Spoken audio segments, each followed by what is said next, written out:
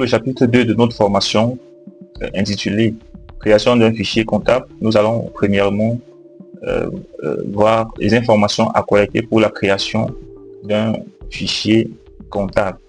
Alors, prenez ceci comme des conseils, c'est très important. Avant de créer le fichier comptable d'une entreprise, vous devez vous rassurer d'avoir collecté un certain nombre d'informations ou d'éléments sur l'entreprise et de façon générale sur l'activité comptable ou encore sur le métier de comptable.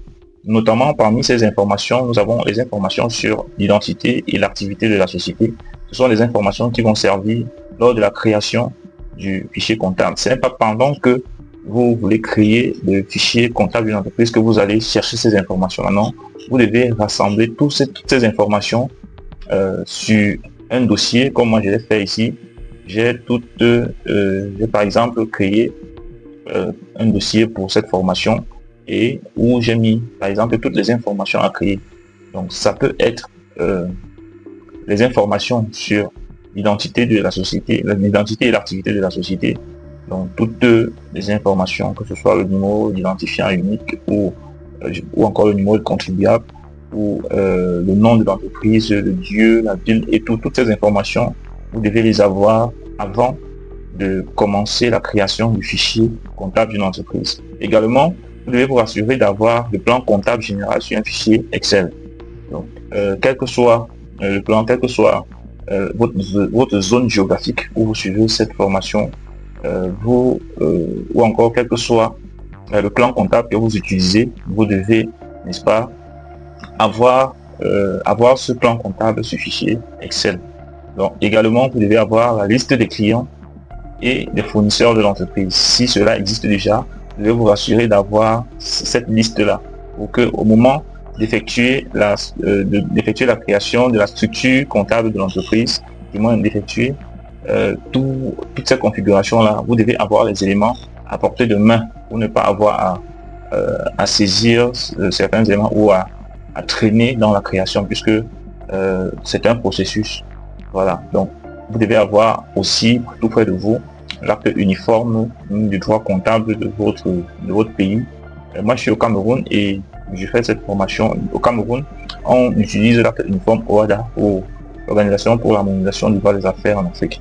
Donc, c'est ce que nous utilisons. Donc, quel que soit le pays où vous êtes, vous avez certainement le droit comptable. Vous avez un document qui détaille comment doit être organisée la comptabilité d'une entreprise, également qui détaille comment doit être gérer les comptes d'une entreprise. Voilà. Ici, moi j'ai tous ces éléments-là. Donc j'ai le code général des impôts. Par exemple, j'ai tous ces éléments avec moi. J'ai le code général des impôts actualisé. J'ai également le guide d'application du plan comptable, guide d'application des comptes, guide d'application du plan comptable OHADA, ou les détails sur l'application, sur comment fonctionnent les comptes, comment les utiliser. J'ai également l'acte uniforme ici.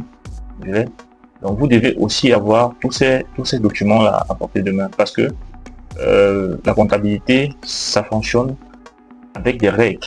Donc on n'invente rien, on ne crée rien, ça se fait avec des règles, des lois, et vous devez avoir tout cela à portée de main avant la création du fichier comptable, parce que au moment de faire des paramétrages et des configurations, vous devez vous rassurer que les éléments que vous entrez dans le logiciel sont des éléments qui rentrent dans la logique comptable de votre pays, ou encore la logique fiscale de votre pays. Donc vous devez avoir tous ces éléments-là.